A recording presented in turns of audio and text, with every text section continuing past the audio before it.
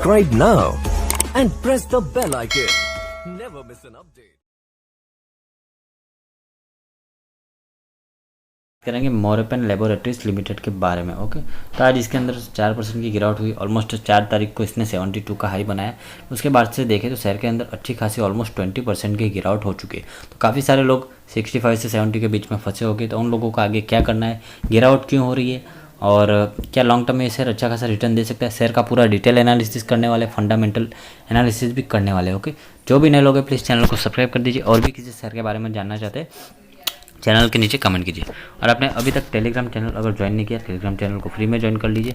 Okay, उसमें मैं latest news देता रहता हूँ और साथ ही पोजिशनल एंड इंट्राडे कोर्स भी आपको फ्री ऑफ कॉस्ट मिलते रहेंगे। ओके, साथ ही अगर एलिस ब्लू में अगर आप नीचे दिए हुए लिंक से अकाउंट खोलते हो तो आपको मेंबरशिप प्लान में फ्री में ज्वाइन कर दिया जाएगा 1 महीने के लिए और उसके बाद आप टेस्ट करके देख सकते हो हमारी मेंबरशिप कैसी है। ओके, तो नीचे डिस्क्रिप्शन में लिंक है टेलीग्राम का and free demat account opening का।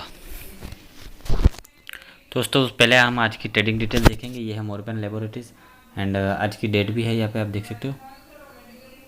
ओके, प्रीवियस क्लोजिंग हुई थी 61.80, आज ओपन हुआ 64, अच्छा खासा गैप अप ओपन हुआ एंड हाई बनाया 64.85 का, लो बनाया 58.75 एंड ऑलमोस्ट लो के पास ही क्लोजिंग हुई है 59.10 रुपये से, यानी कि ऑलमोस्ट आज लोअर सर्किट लगा चुका था। ओके, तो 4 मई को जैसा मैंने कहा 72 का हाई बनाया एंड 52 को लो देखे तो 15 रुपये का और वहाँ से देखे तो ऑलमोस्ट 5 गुना पैसा कर दिया है। ओके, आज क्वांटिटी ट्रेडेड देखे तो आज क्वांटिटी ट्रेड हुई है ऑलमोस्ट 1,90,73,165 शेयर की। डिलीवरेबल क्वांटिटी देखें तो 78,16,215, ऑलमोस्ट 41% की अच्छी खासी डिलीवरी हमको यहाँ पे दिखाई दे रही है। तो क्या इसके अंदर इन्वेस्टमेंट करना चाहिए, सब आपको वीडियो में आगे पता चल जाएगा, लेकिन मैं फिर भी आपको चॉइस दूँ, अगर आपने इसके अंदर इन्वेस्टमेंट करके रखा है या करने वाले तो मेरे हिसाब से आपको अपने 5,000 से ज़्यादा का इन्वेस्टमेंट इसके अंदर नहीं करना चाहिए। क्यों? क्योंकि कंपनी एकदम स्मॉल कैप है और साथ ही अभी फार्मा का बूम चल रहा है, इसीलिए ये कंपनी चल रही थी। बाकी इससे पहले ये कंपनी 125% की रिटर्न दे चुकी है 1 महीने में, लेकिन इससे पहले इस कंपनी का नामो निशान नहीं था। लेकिन अभी फार्मा के अंदर बूम आया तो जो मरी हुई कंपनी है उसके अंदर भी हमको रैली दिखने को मिली। तो अगर इसके अंदर इन्वेस्टमेंट करते हो तो रिक्वेस्ट है 5,000 से ज़्यादा इन्वेस्टमेंट मत कीजिए। अल्फा लैब्स में भी मैंने बोला था कि 5,000 जितना इन्वेस्टमेंट आप कर सकते हो।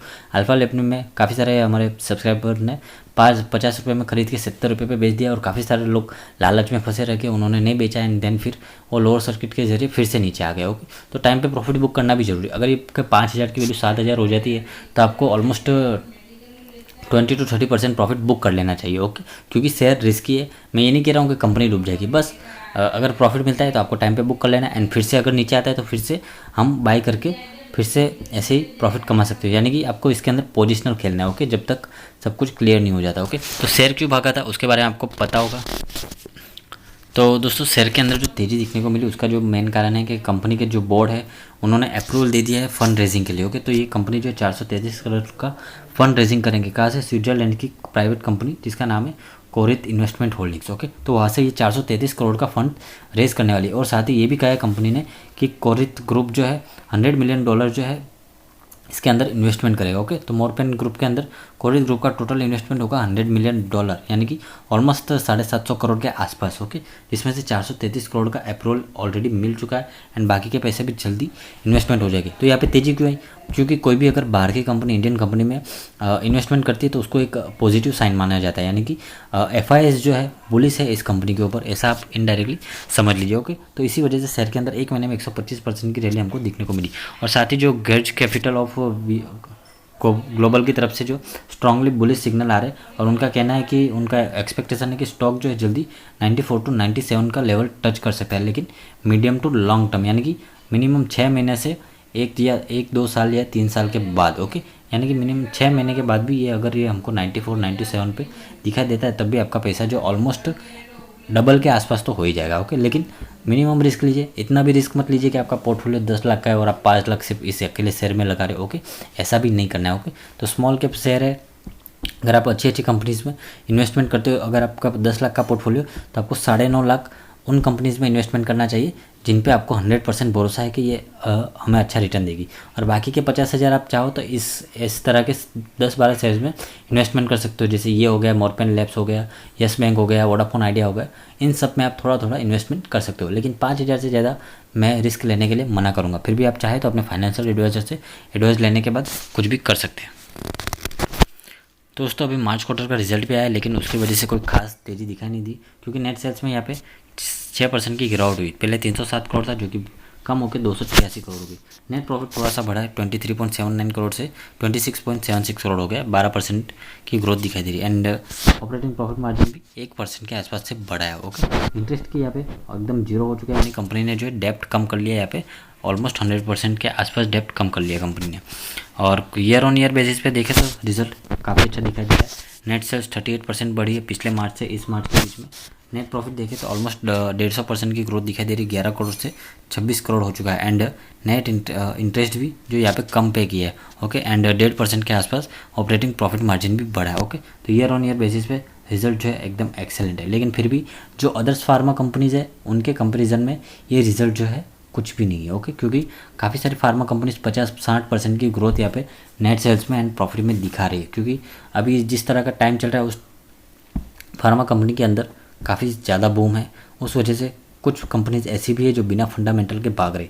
लेकिन आपको अंधे होकर नहीं जाना है, आपको अच्छे से रिसर्च करने के बाद ही किसी भी शेयर में इन्वेस्टमेंट करना है। तो मोरपेन लैब एक अच्छी कंपनी है, स्मॉल कैप कंपनी है। छोटी सी इन्वेस्टमेंट अमाउंट अगर आप लॉन्ग टर्म के लिए चाहे तो लॉन्ग टर्म के लिए, शॉर्ट टर्म में चाहिए तो शॉर्ट टर्म में एक अच्छे से प्राइस पे इन्वेस्टमेंट कर सकते हो। ओके, तो अगर आज 59 का भाव है तो आपको एक ही साथ 100-200 शेयर नहीं लेने, 59 पे आप 50 ले लीजिए। हो सकता है कल और भी बैड न्यूज़ की वजह से गिरावट आई या शेयर 50 का हो जाए, तब आप और थोड़ी क्वांटिटी ऐड कर सकते हो। ओके, ऐसा नहीं है 59 पे आप 100 शेयर ले लो एंड फिर वेट करते रह जाओ कब 55 होगा, फिर 50 होगा, फिर 50 का 55 होगा, फिर 60 होगा, फिर 65 होगा।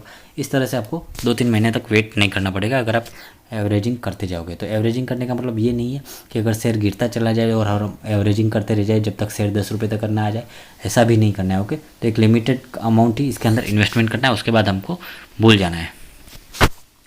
शेयर के रिटर्न देखें तो पिछले एक वीक में ऑलमोस्ट 14% की गिरावट हो चुकी है। एक महीने में 52% अप है, 3 महीने में 103% की रिटर्न, 6 महीने में 115% की रिटर्न। ईयर टू डेट में यानी कि 2021 की शुरुआत से पैसा डबल कर दिया। 1 साल में 250%, 2 साल में 200% की रिटर्न, 3 साल में 71%, 4 साल में 165%, 5 साल में 112% एंड 10 साल में पैसा 10 गुना कर दिया है। ओके, 1 लाख का बनाया है 10,50,000। ओके, तो it's a very good return. Okay, share holding pattern भी आपको ध्यान से देखना जरूरी है, क्योंकि मोस्ट ऑफली माल जो नॉन इंस्टीट्यूशनल यानी कि रिटेल इन्वेस्टर्स के पास है। प्रमोटर के पास सिर्फ 34.5% है। इंश्योरेंस कंपनी और एफआईज मिला के 3-3.5% है। अदर डीआईएस के मिला के कुछ भी नहीं, 0.2% है। ओके, तो प्रमोटर के पास यहाँ पे कम है, रिटेल पब्लिक के पास ज़्यादा है। ओके, तो थोड़ी सी भी बैड न्यूज़ आई तो सारे रिटेल इन्वेस्टर एकदम से बेचने लग जाएंगे और यहाँ पे लोअर सर्किट लग सकता है। ओके, तो अगर आप स्टॉप लॉस भी लगाना चाहे तो ऑलमोस्ट 2-2.5% का लगाना, क्योंकि लोअर सर्किट जो है 5-4.5% या 5% का लग सकता है। ओके, ये इसकी अमाउंट बहुत छोटी है, इसलिए कभी कभी आपको 4.73% पे भी लोअर सर्किट दिखेगा, 4.89% पे भी दिखेगा। तो प्राइस छोटी है इस वजह से। ओके, तो ज़रूरी नहीं है कि हर बार राउंड फिगर 5% का ही लोअर सर्किट लगे। तो 2-2.5% या 3% तक का आप स्टॉप लॉस लगा के रख सकते हो अगर आप पोजिशनली खेल रहे हो। ओके, और मार्केट कैप देखें तो 2,658 करोड़ है। पी वैल्यूएशन 27 है, जो कि ठीक ठाक है। Return on equity, return on capital employed दोनों बढ़िया है। Number of equity shares 45 crore है। डेप्थ देखें तो सिर्फ 16 करोड़। Okay, 52 week high and low मैंने आपको बता दी है। फेस वैल्यू है 2 रुपये की, अर्निंग पर शेयर भी 2 रुपये है। ओके, तो फंडामेंटल यहाँ पे अच्छा है। और कंपनी के अंदर देखें तो कंपनी डेप्ट कम कर रही है, ऑलमोस्ट डेप्ट फ्री होने की कगार पे है एंड अच्छे रिजल्ट भी आए। एंड पिछले 5 सालों में कंपनी की जो प्रॉफिट ग्रोथ है कंपाउंडेड 41% है। ओके, तो it's a very good. And पिछले देखें 1 साल में 10% की सेल्स ग्रोथ है, 3 साल में 13% और 5 सालों में 16% की सेल्स ग्रोथ। प्रॉफिट ग्रोथ देखें तो 1 साल में 13%, 3 सालों में 12% और 5 सालों में 123% की प्रॉफिट ग्रोथ है। Return on equity, return on capital employ almost flat है, कुछ खास नहीं है, 10% के आसपास है, लेकिन इतना अट्रैक्टिव नहीं। क्वार्टर ऑन क्वार्टर बेसिस पे देखें तो कंपनी जो है ऑलमोस्ट ग्रोथ करती जा रही है। हालांकि मार्च क्वार्टर में थोड़ी सी गिरावट हमको दिखाई दी, लेकिन फिर भी प्रॉफिट जो है कंटिन्यूसली यहाँ पे बढ़ता जा रहा है। ओके, पिछले 5 क्वार्टर में कंपनी ने एक भी बार गिरावट दिखाई नहीं दी नेट प्रॉफिट के अंदर। एंड पिछले 5 सालों में भी देखें तो कंपनी के सेल्स 450 करोड़ से बढ़ के धीरे धीरे 800 करोड़ तक आ चुका है, ऑलमोस्ट डबल हो चुका है। एंड प्रॉफिट भी 15 करोड़ से बढ़ के पिछले 5 सालों में डबल हो चुका है, 32 करोड़। ओके, तो फंडामेंटल कंपनी काफ़ी स्ट्रॉन्ग है। एंड 750 करोड़ का एफआईज इन्वेस्टमेंट भी आने वाला है। तो मेरे हिसाब से अगर आप भी पैसा डबल करना चाहते हो, 94-97 का जैसा टारगेट दिया गया है उस तक अगर आप वेट कर सकते हो 1 साल का, तो आप इन्वेस्टमेंट कर सकते हो। कोई भी इन्वेस्टमेंट रिलेटिव डिसीजन लेने के लिए अपने फाइनेंशियल एडवाइजर से एक बार एडवाइस जरूर लेना, उसके बाद ही कोई भी डिसीजन लेना। वीडियो पसंद आए लाइक कर दीजिए, चैनल पर पहली बार आए प्लीज़ सब्सक्राइब कर दीजिए।